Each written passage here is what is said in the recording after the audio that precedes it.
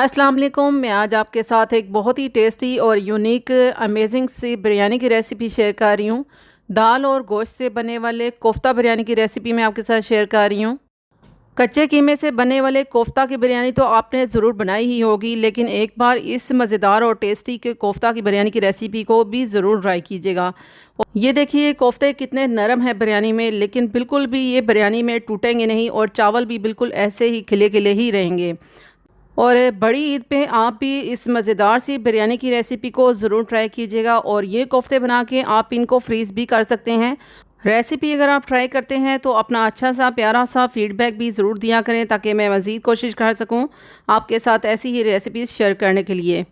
हमेशा की तरह आपसे एक छोटी सी रिक्वेस्ट है, अगर आपको वीडियो पसंद आती है तो इस लाइक के बटन को प्रेस कीजिएगा, और अगर आप फूड विद आर्ट चैनल पे न्यू आ रहे हैं तो चैनल को सब्सक्राइब कीजिएगा, बेल नोटिफिकेशन के साथ ऑन कीजिएगा, बेल के इस आइकन को प्रेस कीजिएगा। इस तरह मेरी न्यू आने वाली वीडियोस के नोटिफिकेशन आपको आसानी से मिल सकेंगे। बिस्मिल्लाहिर्रहमानिर्रहीम, शुरू अल्लाह के पाक नाम से जिसकी रहमतें और बरकतें हम सब के खानों में शामिल हैं।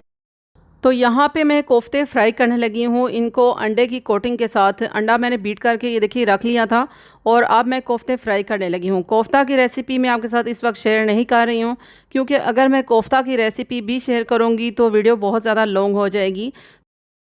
ये चने की दाल और गोश्त से बने वाले कोफ्ते हैं, जैसे हम शामी कबाब बनाते हैं, बस उसी पेस्ट से ही ये मैंने कोफ्ते भी बना के तैयार किए हैं। और ये कोफ्ते मैंने बना के तो 10 से 15 मिनट के लिए इन्हें फ्रीज़र में रख दिया था। तो थोड़े से ये ठंडे हो चुके थे, तो उसके बाद मैं अंडे की कोटिंग करके इनको ऐसे फ्राई कर रही हूँ।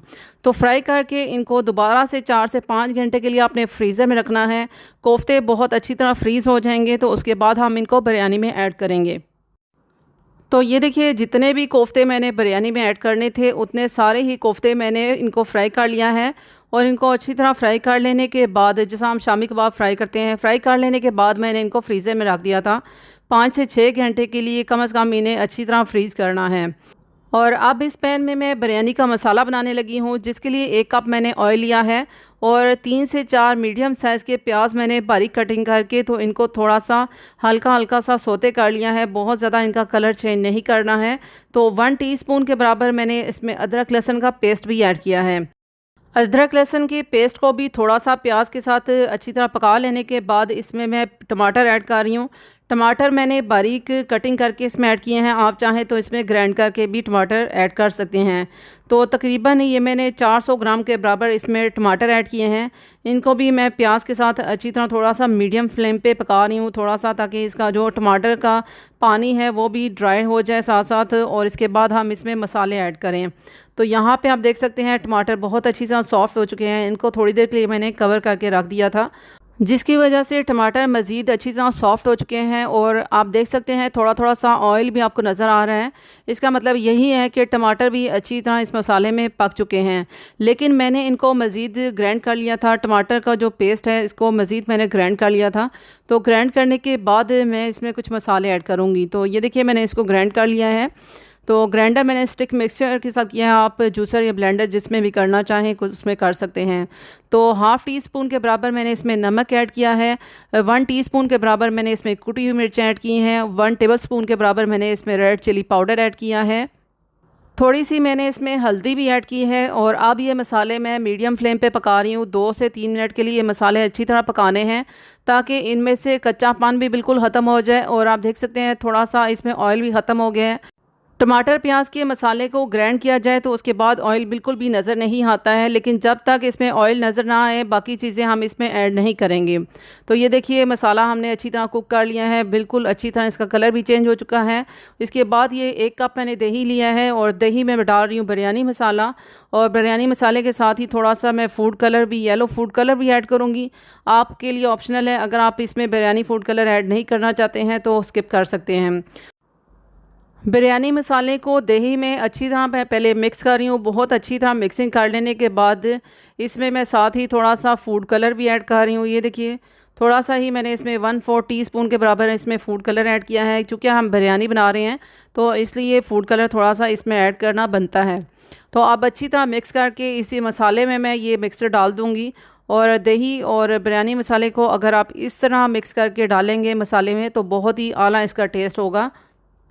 तो ये दही वाला मिक्सचर ऐड करने के बाद मसाले को मीडियम फ्लेम पे पकाना है और जब तक ऑयल नज़र ना आए मसाले में तब तक आपने नेक्स्ट प्रोसेस को स्टार्ट नहीं करना है, क्योंकि मसाला अच्छी तरह पक जाने की यही अलामत है कि इसमें से ऑयल बिल्कुल ऊपर नज़र आना चाहिए।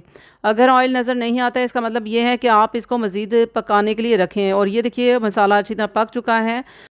अब बिरयानी को दम लगाने के लिए ये वाला पैन मैंने लिया है जिसका जो नीचे वाली तह है ना वो बिल्कुल फ्लैट है। इसमें मैंने जो अभी मसाला तैयार किया था वो मसाला मैं इसमें एक तह सी लगा रही हूँ, पतली सी एक तह लगानी है। अच्छी तरह इसको फैला देने के बाद इसमें मैंने फ्रीज़ किए हुए कोफ्ते डालने हैं। और ये देखिए अच्छी तरह एक तह लगा रही हूँ, बराबर सी करके पूरी एक अच्छी तरह तह लगाने के बाद ही इसमें ऐड करना है। और अगर आप यहाँ पे चाहें, अगर आपको डर है कि ये नीचे मसाला लग जाएगा तो थोड़ा सा पानी का छिड़काव भी कर सकते हैं यहाँ पे। इसके बाद ये फ्रीज़ किए कोफ्ते हैं, ये देखिए बहुत अच्छी तरह ये फ्रीज़ किए हुए कोफ्ते हैं। इनको मैं ऐसे थोड़ा थोड़ा सा फासले पे करके तो इनको डाल दूँगी। सारे ही कोफ्ते मैं इसी में डाल रही हूँ। ये फ्रीज़ किए हुए कोफ्ते हैं, बिल्कुल भी यहाँ पे टेंशन लेने की ज़रूरत नहीं है कि ये बिरयानी में अच्छी तरह मिक्स कैसे होंगे या ये सॉफ़्ट कैसे होंगे। तो हम इसके नीचे जो है मीडियम बिल्कुल लो फ्लेम पे इसको रखेंगे। तो लो फ्लेम पे रखेंगे और ऊपर से इसमें बॉयल किए हुए चावल भी ऐड करेंगे तो ये बहुत अच्छी तरह सॉफ़्ट हो जाएंगे।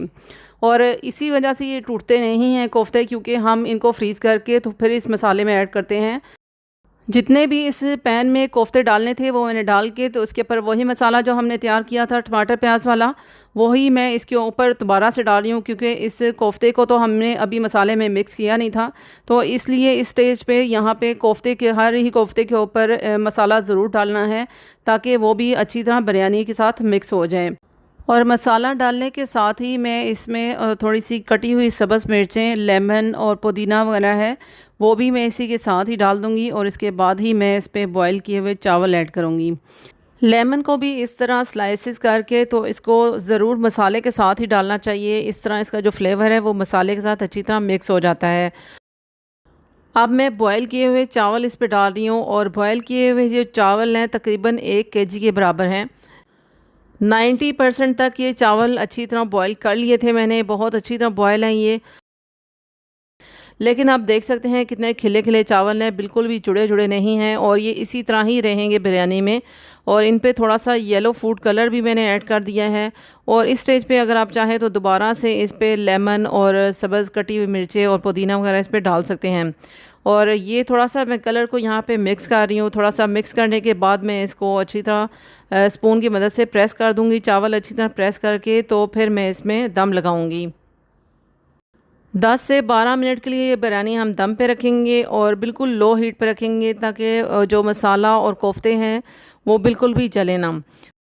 और दाल और गोश्त से बने वाले ये कोफ्ते आप आराम से कैसे सर्व कर सकते हैं कि कोफ्ते भी ना टूटें और चावल भी बिल्कुल खिले खिले ही रहें।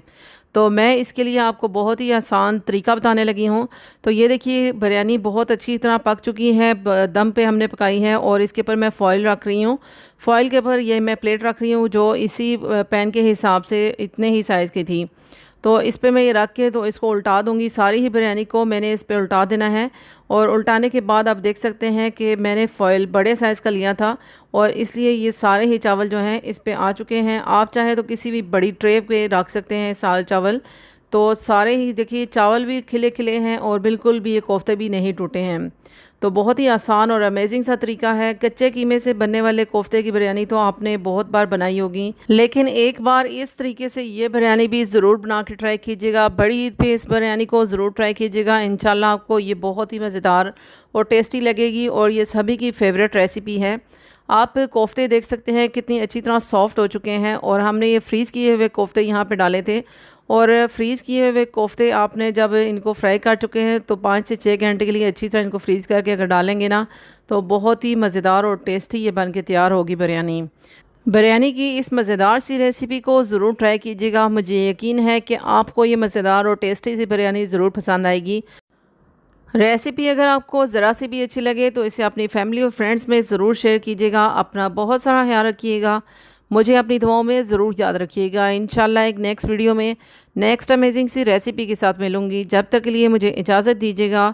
Thanks for watching. अल्लाह हाफिज़।